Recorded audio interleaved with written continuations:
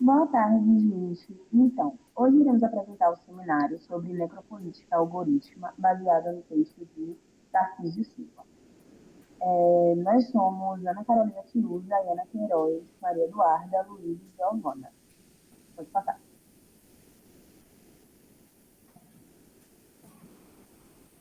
Para introduzir, eu venho falar que nós vivemos em uma sociedade que está cada vez mais dominada por uma tecnologia digital. E assim, os algoritmos eles vão desempenhar um papel muito importante nas nossas vidas cotidianas, seja nas nossas relações sociais, nas nossas relações econômicas, nas nossas relações culturais. Então, eles têm o poder de moldar nossas decisões, influenciar o comportamento das pessoas e definir o nosso futuro. Então, acabam surgindo questões muito importantes de como é que eles podem impactar no nosso sistema, em questões de justiça social, da igualdade, do direito, na decisão das pessoas. E assim, uma questão muito importante é que eles são neutros, porque levando-se em conta que eles são projetados por humanos e os dados deles, eles são operados pelas pessoas, fica essa questão de, pô, será que eles são realmente neutros? E a resposta é que não. Porque sabendo que eles são projetados por humanos, eles vão refletir esses pensamentos e vão continuar a espalhar, não é bem essa palavra, mas vamos usar ela, e continuar propagando, na verdade, desigualdade, propagando preconceitos. E essa ideia de uma neutralidade de algoritmos fica mascarando os impactos e passando a imagem de que os algoritmos eles não têm culpa só por estarem associados a uma tecnologia. Pode passar. Nesse seminário, nós vamos explicar o conceito de necropolítica algorítmica, iniciando explicando o que é necropolítica e relacionando ela com a tecnologia, mostrando como ela pode ser utilizada de forma a estabelecer uma hierarquia de vida, onde certas pessoas vão ser vistas como descartáveis e outras pessoas vão ser privilegiadas, e explicando como a necropolítica ela vem a determinar quem vive, quem morre, como as pessoas elas existem mesmo na nossa sociedade. Após isso, vamos analisar exemplos concretos desse racismo algoritmo, discutindo casos reais e fazendo análise desses casos, estabelecendo esse, como são esses impactos dos algoritmos e do racismo. E, por fim, nós discutiremos formas de combater e de resistir a essa tecnologia racista, fazendo toda uma reflexão crítica sobre essa tecnologia. Pode passar. Bom, trazendo para o conceito, né, de necropolítica e também falando um pouco de racismo, algoritmo, mas o que é essa necropolítica? Esse é um conceito elaborado pelo filósofo e historiador Achille Mbembe, que explora dessa forma como o poder político se manifesta na capacidade de decidir sobre a vida e a morte das pessoas. Ele tem uma obra que analisa como os sistemas políticos, econômicos e também sociais organizam e justificam a morte de determinados grupos, seja pela violência direta ou também pela negligência estatal. A frase central que sintetiza o conceito é: o poder decide quem vive e quem morre. Mbembe desenvolveu o conceito em diálogo com o crítico, o filósofo Michel Foucault, que cunhou o termo biopolítica para descrever como o poder regula a vida em sociedade, seja ela a saúde, a reprodução e como também a segurança. No entanto, ele argumenta que a biopolítica não é suficiente para entender contextos em que o poder se baseia em práticas de morte sistemática, como o colonialismo, o genocídio, e também políticas de exclusão social extrema. Pode passar. Trazendo alguns exemplos de necropolíticas, temos exemplos históricos, como o colonialismo europeu e também regimes totalitários. Pode passar. O colonialismo europeu, durante o período colonial, povos indígenas e populações africanas foram subjugados, escravizados e exterminados. Dessa forma, a colonização frequentemente tratava as populações nativas como descartáveis. Exemplo disso é o genocídio dos povos indígenas nas Américas e a exploração brutal nas plantações caribenhas. Pode passar.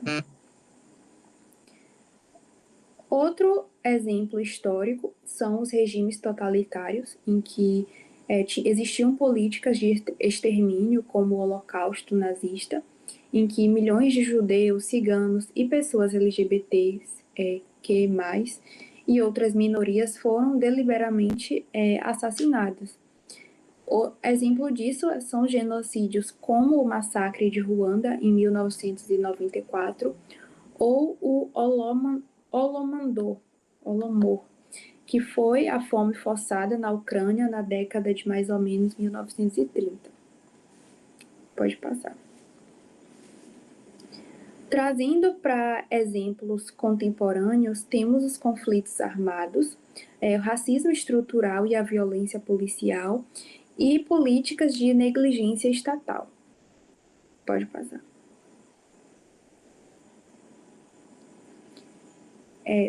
Em conflitos armados, a gente pode citar também as políticas migratórias.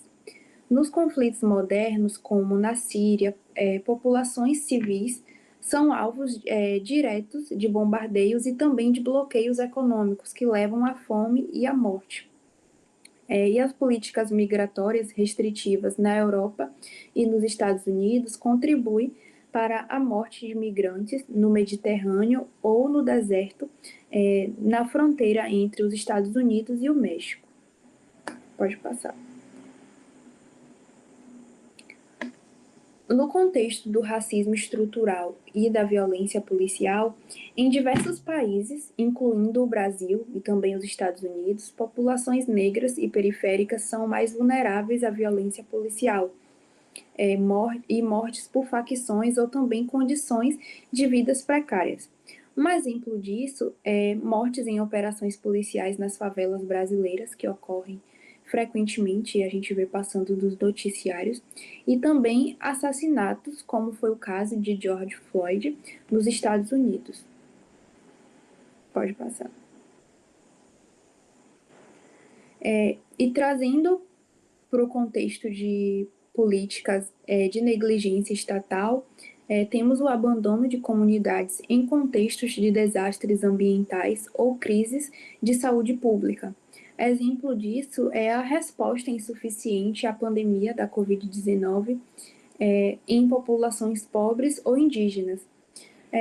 Diante desse viés, dessa ótica, o conceito de necropolítica não apenas denuncia práticas diretas de extermínio, como foi o caso dos exemplos históricos, mas também enfatiza como certas vidas são desvalorizadas a ponto de serem consideradas indignas de proteção. Isso se manifesta em desigualdades, tanto econômicas como exclusão social, racismo e também na militarização da segurança pública. Pode passar. Fazendo a interseção com os algoritmos, o termo necropolítica algorítmica, ela refere-se à reprodução lógica de exclusão, discriminação e também de morte por sistemas automatizados e decisões mediadas por algoritmos. Em vez da neutralidade, como foi dito por Ayana, os algoritmos frequentemente incorporam e perpetuam preconceitos sociais, funcionando como ferramentas modernas de exclusão e controle. Dessa forma, a tecnologia pode reforçar essas desigualdades históricas e perpetuar lógicas de racismo estrutural. O racismo estrutural é uma forma de discriminação racial que está embutida em instituições e sistemas, criando desigualdades sistemáticas para determinados grupos, especialmente pessoas negras e também periféricas. Dessa forma, os algoritmos não são neutros, eles referem às premissas e dados como os quais foram treinados. E quando baseados em dados históricos, enviesados, os algoritmos amplificam esses padrões, funcionando como ferramentas de manutenção de desigualdades já existentes. Pode passar.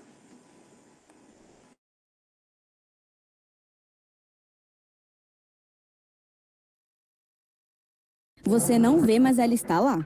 Por trás da comida via app, da carona, do banco online, das nossas redes sociais. A inteligência artificial pode ser muito útil, mas às vezes também é racista e machista. Os códigos são alimentados por nossas escolhas. Se somos racistas e machistas, contaminamos os algoritmos, mesmo que involuntariamente. E eles são um espelho da nossa sociedade desigual.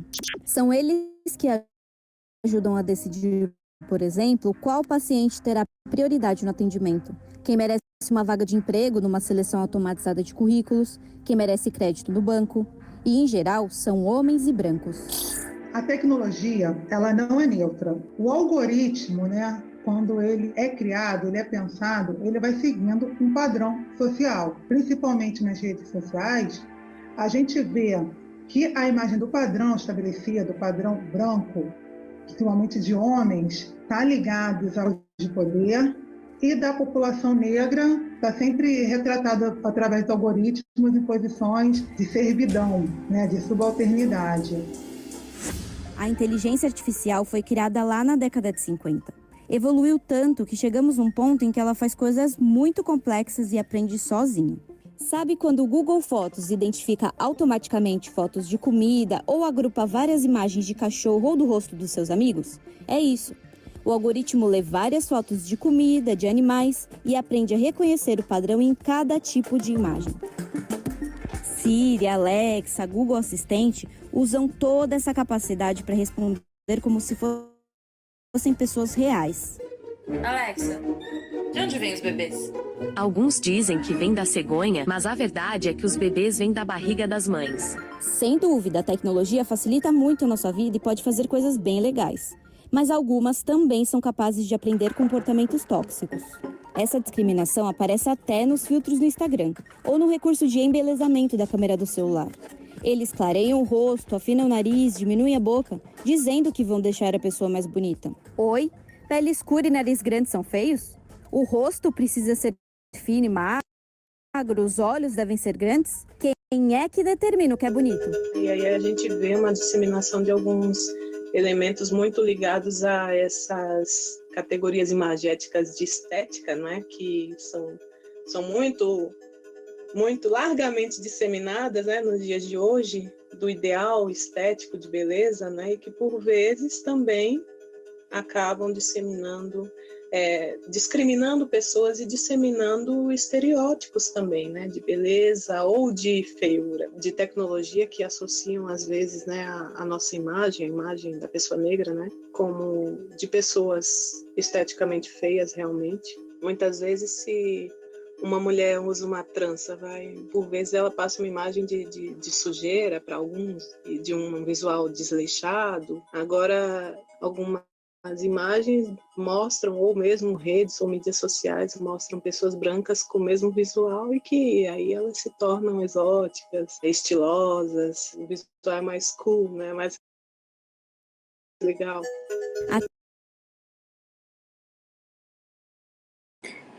Trazendo alguns exemplos de necropolítica algorítmica, temos o reconhecimento facial com viés racial, em que apresenta taxas de desigualdades.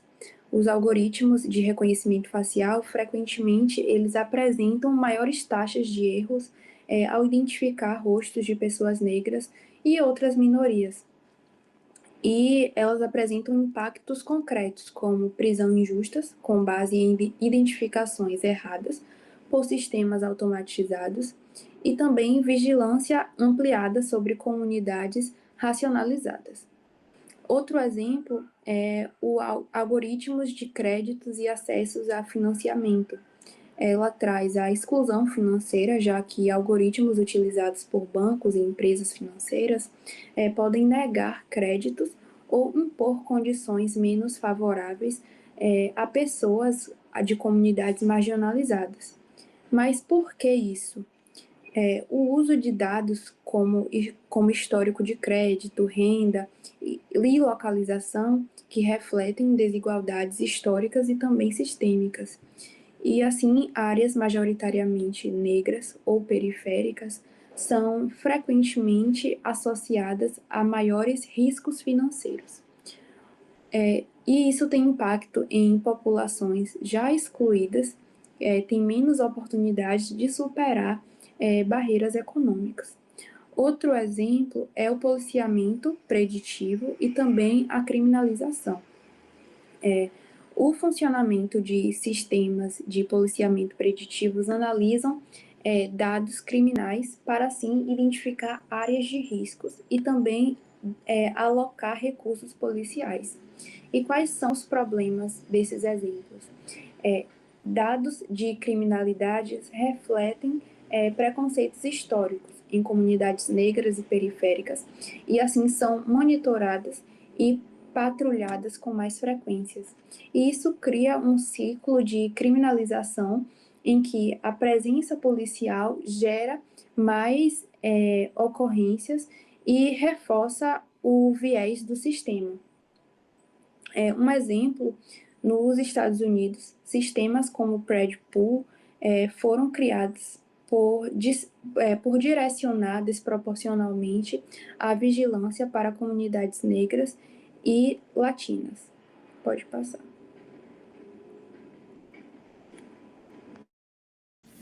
Eu vou falar um pouquinho sobre a questão dos estudos de caso, que vão conter alguns exemplos do que as colegas falaram nos slides anteriores. Eu vou começar falando sobre o Compass, que, no caso, eu não vou conseguir usar meu inglês aqui, porque eu tentei e a tradução ficou horrível, mas falando em português, seria o perfil de gerenciamento de infratores correcionais para sanções alternativas. O que seria o Compass? É um tipo de sistema que seria um questionário que é feito de até 10 perguntas para pessoa, no caso, é utilizado mais em julgamentos para poder entender o quão é possível que você cometa algum crime novamente, qual é o tipo de como é que eu posso falar? De resultado, como é que essa pessoa seria julgada. Isso é bastante utilizado nos Estados Unidos e faz perguntas como, por exemplo, você vive em uma área de alto índice de criminalidade, qual é o seu histórico profissional, se alguém da sua família já foi preso, e aí essa avaliação vai resultar nessas questões que eu falei. O que acontece? Em relação a um exemplo, uma jornalista chamada Júlia, o sobrenome dela vai estar no próximo slide também, que eu também achei meio complicado de pronunciar. Ela fez uma pesquisa porque ela estava tentando entender qual seria o tipo de critério que seria utilizado para poder uma pessoa, por exemplo, tirar um 10 ou tirar um 0. Ela começou a fazer esse tipo de pesquisa também depois de um caso do Eric, só um minutinho, Eric Luns, porque ele mesmo ficou com dúvida de quais seriam os critérios, já que ele tinha sido preso depois de uma situação que aconteceu em que ele planejou um assalto com uma pessoa, só que esse assalto acabou que ele dirigiu o veículo e a outra pessoa acabou matando alguém. Só que o que acontece? Ele foi julgado por 6 anos de prisão e quem fez esse julgamento foi esse mesmo algoritmo. Então, assim, em relação a benefícios e malefícios, com certeza é algo que é muito bom para o sistema jurídico, já que para tribunais, já que isso iria ajudar com os trâmites, com a alta carga horária que tem em relação à papelada e tudo isso. Só que quais são os malefícios? Esse sistema, ele pode apontar muitas falhas. No caso, ele, por exemplo, para alcançar um tipo de resultado, o programa ele vai se basear em algoritmos que foram alimentados com dados históricos.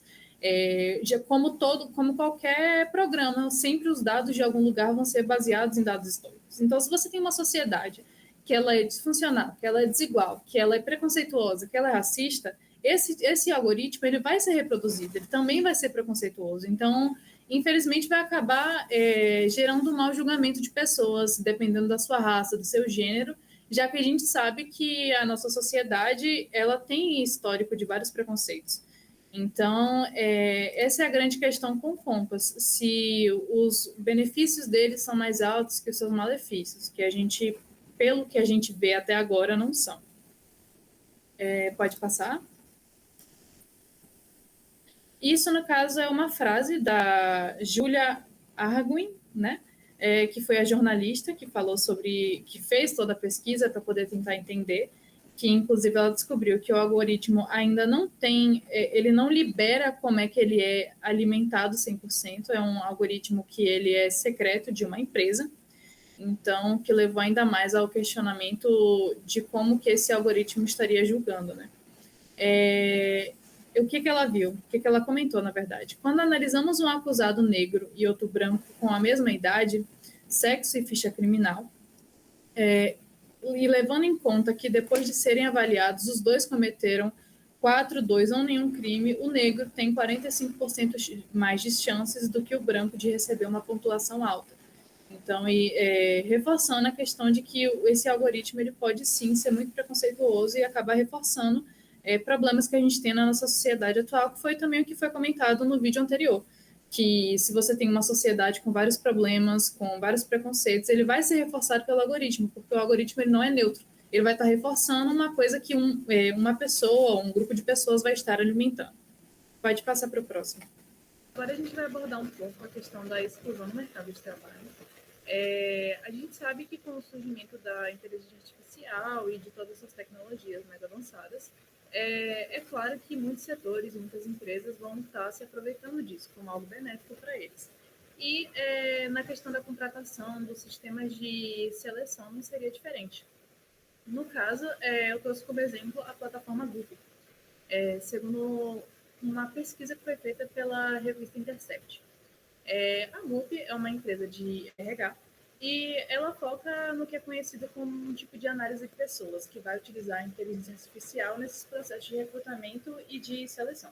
E eles acabaram trazendo um depoimento um pouco estranho de uma pessoa que estava se recrutando para uma empresa, em que ela tinha que passar por alguns processos, como perguntas sobre ela, sobre até testes relacionados a um pouco de personalidade, para saber como ela seria no ambiente de trabalho, e até uma redação foi feita por ela. Mas ela não foi aceita, e ela achou um pouco estranho e resolveu pedir para a irmã dela auxiliar ela nisso. Ela pediu que a irmã fizesse o mesmo teste, e a irmã dela fez, só que a irmã dela passou, sendo que foi com os mesmos parâmetros e praticamente com as mesmas respostas, o que fez com que ela se sentisse esquisita em relação à situação. E fez ela se questionar o porquê que ela não foi aceita e quais seriam os, entre aspas, parâmetros perfeitos para que ela fosse aceita nessa versão. Junto a essa pesquisa, a Intercept conseguiu entrar em contato com alguns funcionários da RH, claro que de forma anônima, e eles chegaram a dar o depoimento de que algumas empresas, sim, através dessa ferramenta, acabam tendo um pouco de preconceito com aquelas pessoas que são do gênero feminino, que são mulheres. Acaba que essa ferramenta considera como se fosse melhor contratar homens do que mulheres. Então, acabou fortalecendo um pouco desse tópico de que a contratação através de uma ferramenta pode ser algo complicado. A gente volta para aquela questão de que a ferramenta vai estar se analisando, vai estar se alimentando da gente, que vai estar pegando, ele não é um algoritmo neutro, ele vai estar sendo alimentado por alguém, vai estar sendo alimentado por algum tipo de setor. Então, se você tem uma sociedade, por exemplo, que ela é preconceituosa, que ela é racista, ela vai pegar esses mesmos algoritmos, ela vai usar aquilo para poder se alimentar e vai acabar reproduzindo isso. Inclusive, uma coisa interessante, que é outro exemplo, na verdade, é a questão da empresa da Amazon, que em 2018 acabou abandonando esse tipo de ferramenta a perceber que esse sistema estava novamente penalizando currículos que incluíam a palavra mulheres. Então, reforçando ainda mais essa questão do preconceito. Então, a gente vê a inteligência artificial, a gente sabe que ela tem muitos benefícios, que ela vai trazer muita coisa boa, que ela vai trazer muita praticidade, e isso é ótimo. Mas a gente também tem que ver o lado que é complicado, que é um desafio, que é o fato da inteligência artificial se tornar uma ferramenta de exclusão, de certa forma. Então, é uma coisa ótima, mas que ainda precisa ser aperfeiçoada, que precisa ser alimentada de forma melhor, para poder aquilo que poderia ser algo benéfico não se tornar algo maléfico, em várias situações. E em relação aos impactos no Brasil, a gente trouxe a questão do caso da Daniela Souza no Rio de Janeiro. Ela estava em um tipo de conferência quando ela acabou sendo abordada por policiais militares, dizendo que ela tinha sido reconhecida por uma câmera de reconhecimento facial e passagem de biometria, como se ela estivesse sendo procurada mesmo como uma pessoa criminosa. Ela não entendeu, achou esquisito, tomou aquele baque que qualquer pessoa tomaria. E quando ela parou para ver a foto que eles estavam utilizando para poder reconhecê-la, ela percebeu que era uma pessoa completamente diferente dela. Então, assim... Ai, gente, corta essa parte, bota até então assim. O vídeo monitoramento, ele vai precisar, em vários, como ele está sendo aceito em vários lugares, como ele está sendo utilizado como uma coisa muito boa para poder procurar pessoas criminosas, ele precisa ser aperfeiçoado para esse tipo de coisa não acontecer, porque muitas pessoas já estão passando por isso. Inclusive, segundo dados da Comissão de Direitos Humanos e Cumprimento de Leis, houveram 10% de falsos positivos nesse tipo de reconhecimento com pessoas negras do final do ano passado para cá. O que leva a gente a refletir um pouco sobre essa questão de como o preconceito está aí e está sendo aplicado através da tecnologia e como precisa ser bem alimentado para poder funcionar de forma eficaz. Houve também a criação de um projeto de lei que vai obrigar a criação de um tipo de relatório de impacto de proteção de dados às pessoas do sistema de reconhecimento por biometria, para poder auxiliar nessa redução de índice de erros e poder, assim, utilizar a tecnologia de uma forma boa, de uma forma para poder realmente auxiliar a sociedade e não reforçar padrões discriminatórios que vêm sendo aplicados ao longo do tempo.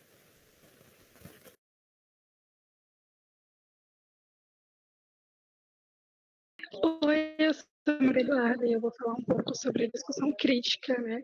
Trazer um pouco das reflexões sobre a diversidade, a ética e responsabilidade no desenvolvimento de algoritmos.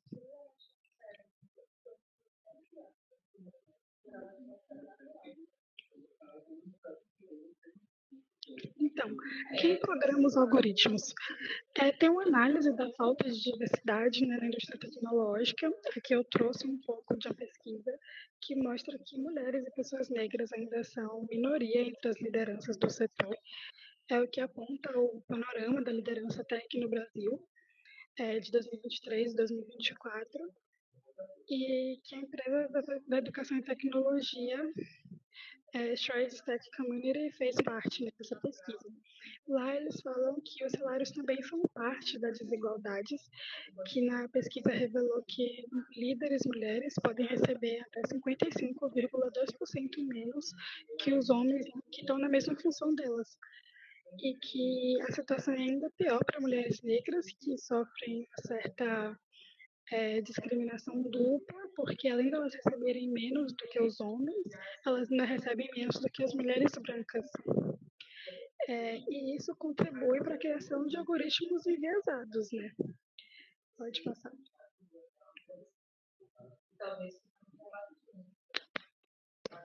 Então, os algoritmos são conjuntos estruturados de regras que definem processos lógicos para solucionar problemas ou executar tarefas.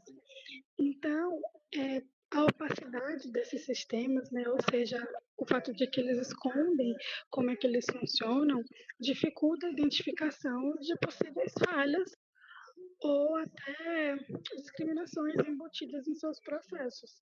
E, além disso, algoritmos que são mal projetados podem reproduzir preconceitos que já existem nos dados de treinamento, afetando negativamente determinados grupos ou religiões, e regiões também, né? E isso pode ocorrer quando a criação de algoritmos é feita através de apenas um ponto de vista.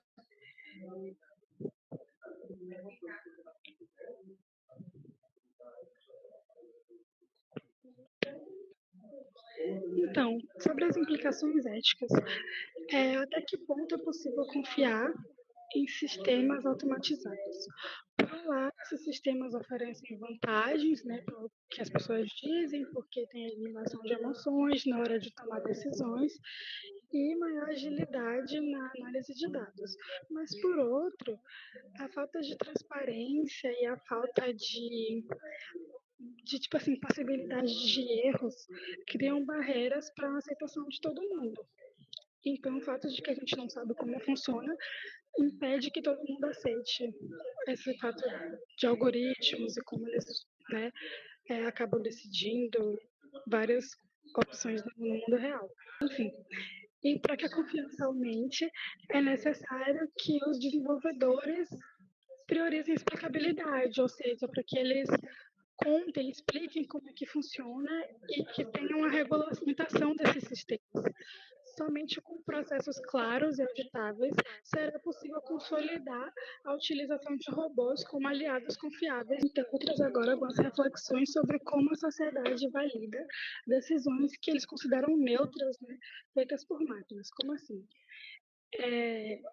As pessoas falam que as decisões da máquina não envolvem sentimento e tem uma certa imparcialidade, mas na verdade os algoritmos refletem escolhas humanas, porque eles são baseados em treinamentos, né, em coisas que já foram abordadas com eles, de certa forma, anteriormente. Então, até que ponto a gente deve validar essas decisões feitas por máquinas? Por exemplo, tem um sistema de reconhecimento facial que tem taxas de erros bem maiores para pessoas negras. Então, tipo assim, se ele foi treinado para ele agir dessa forma, então ele não é neutro de certa forma, até porque ele foi criado através de um ponto de vista só, como já foi abordado anteriormente, né?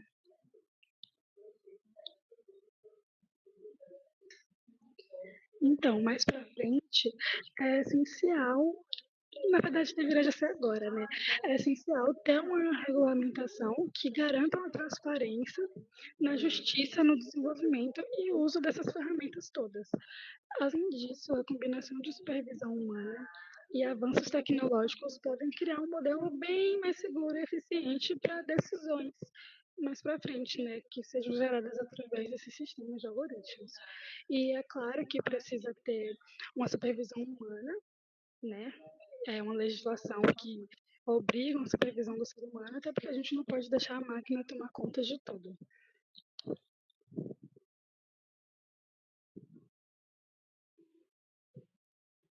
Além disso, a educação é crucial no combate, né, tipo na resistência.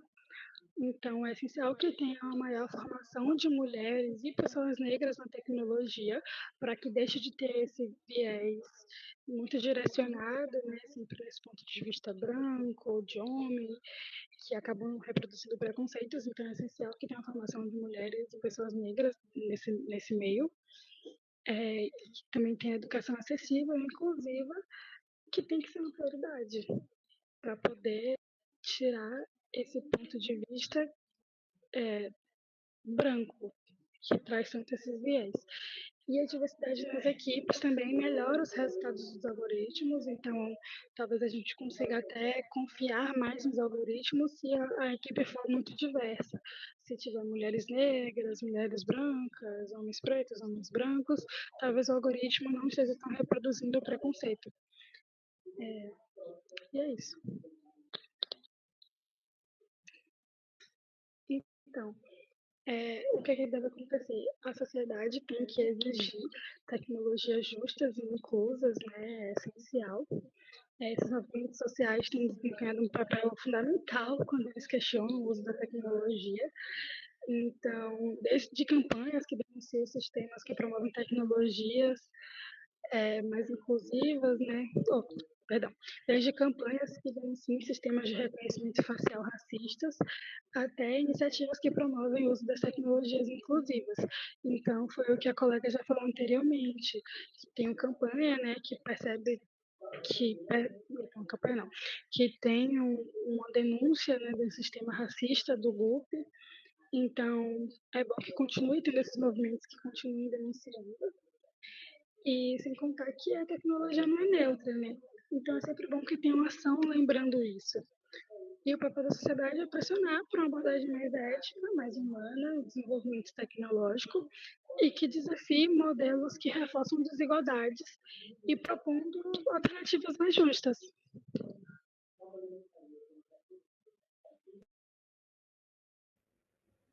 Boa tarde, sou Luísa, e agora eu vou retomar um pouco do que foi exposto pelos colegas.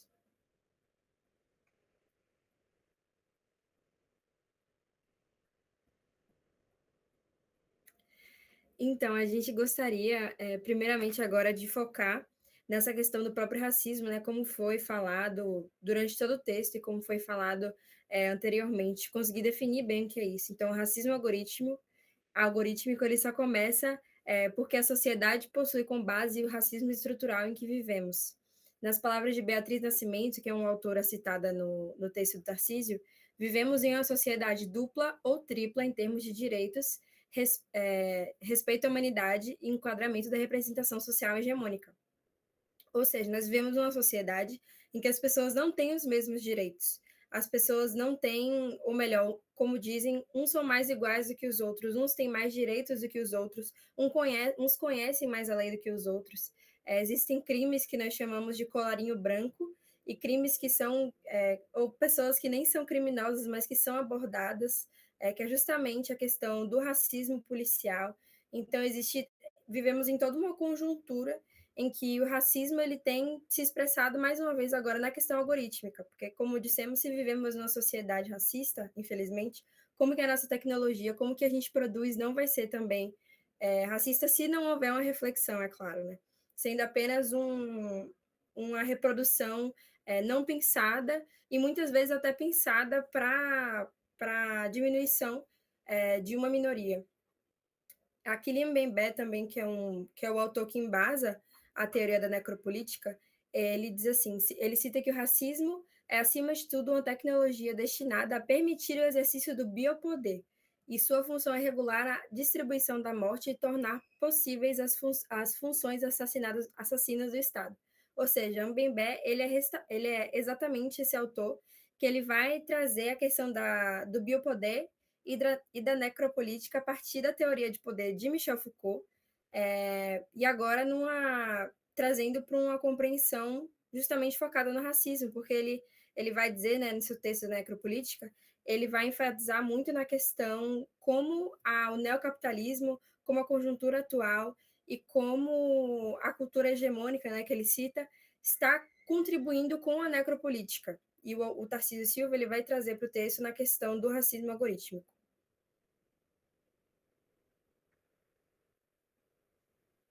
Em uma sociedade pautada pela imbricação do racismo nas tecnologias, o processamento de decisões automatizadas sobre indivíduos e grupos a partir de aprendizados de máquinas intensifica as tendências de apagamento e opacidade das desigualdades. Essa foi a frase dita por Tarcísio Souza no texto mesmo, e ele vai dizer exatamente que as máquinas elas só intensificam, né, esse processo que nós mencionamos. Então, se não houver um pensamento crítico, se não houver uma regulação dessa ferramenta, uma regulação regida por leis, né, um vislumbre legal e que respeite também a questão da liberdade, enfim, que consiga regular realmente essas ferramentas, elas só vão continuar servindo como uma manutenção das desigualdades e da intensificação do próprio racismo. Racismo algorítmico, então, nós podemos dizer que é apenas mais uma forma que o racismo se apresenta na sociedade e se apresenta na sociedade também como um novo racismo científico, como é sustentado por Silva. Então, é a teoria que a gente vê do início do século XX, com a questão do Cesário Lombroso e Nina Rodrigues aqui em Salvador, que trouxeram a teoria pseudocientífica de que existiriam traços que são de criminosos. Então, Nina Rodrigues e Lombroso, eles vão trazer da questão médica como se fosse uma análise, né, de percentual de quem seriam os que têm os traços criminosos. E como nós sabemos no sistema carcerário brasileiro, justamente por causa das desigualdades, por causa do sistema que a gente enfrenta, a maior parte do cárcere brasileiro é negro e, por conta disso, as análises que eles fariam, claro que seriam completamente desiguais e desbalanceadas sobre o que seria esse criminoso. se justamente quem se incrimina no Brasil e quem vive nessa posição de tanta desigualdade que a gente vê, e que é refletido no caráter da carcerário brasileiro, justamente a população negra no Brasil.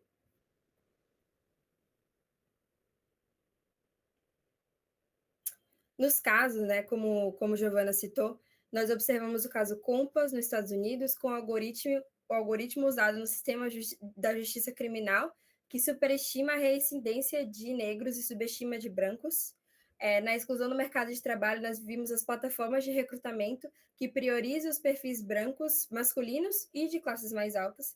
E no Brasil, a gente viu o caso da Daniela, nós vimos as disparidades na aprovação de crédito de financiamento, né, como é citado no próprio texto, esses casos. O reconhecimento facial em ações policiais no Rio de Janeiro, que são mais implicações, né, são mais questões que o autor trouxe no próprio texto.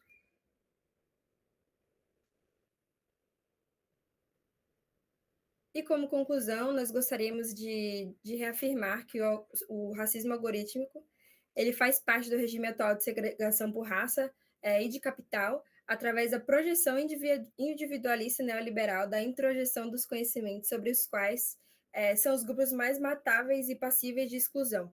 E esse processo é consequência da marginalização histórica e sistemática da população negra brasileira, devendo ser colocado em evidência e extinguido.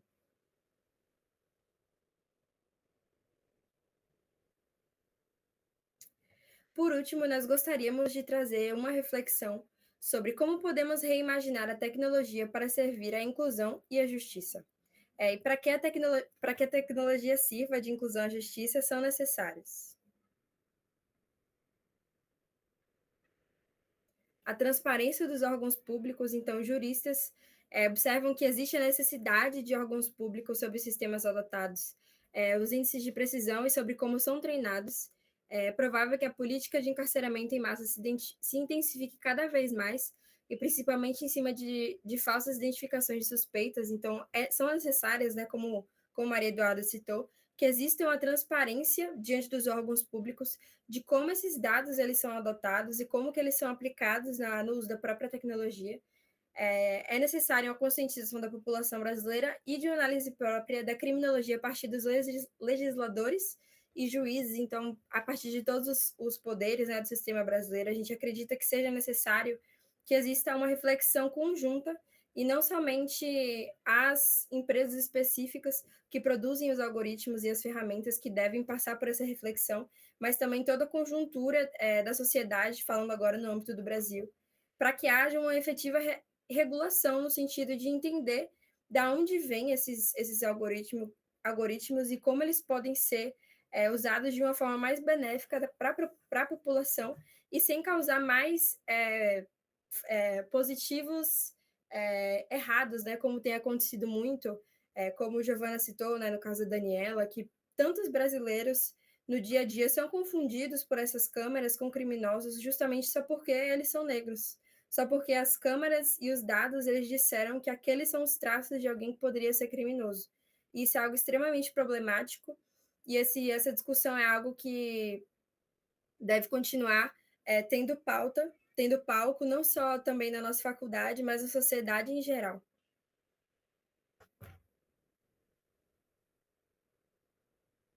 Não podemos, pois, permitir que o agrupamento de ações discriminatórias do cotidiano se transforme em dados para alimentar sistemas de aprendizado de máquinas antes de se tornar fontes de dados para o escrutínio coletivo de dinâmicas racistas da sociedade. Então, esses dados, primeiro, eles devem ser refletidos, eles devem ser entendidos antes deles somente serem replicados, para que uma máquina produza mais erros e tenha ações racistas do sistema. Com isso, nós finalizamos. Essas são as referências utilizadas pelo grupo, tanto dentro quanto algumas fora do próprio texto do Tarcísio.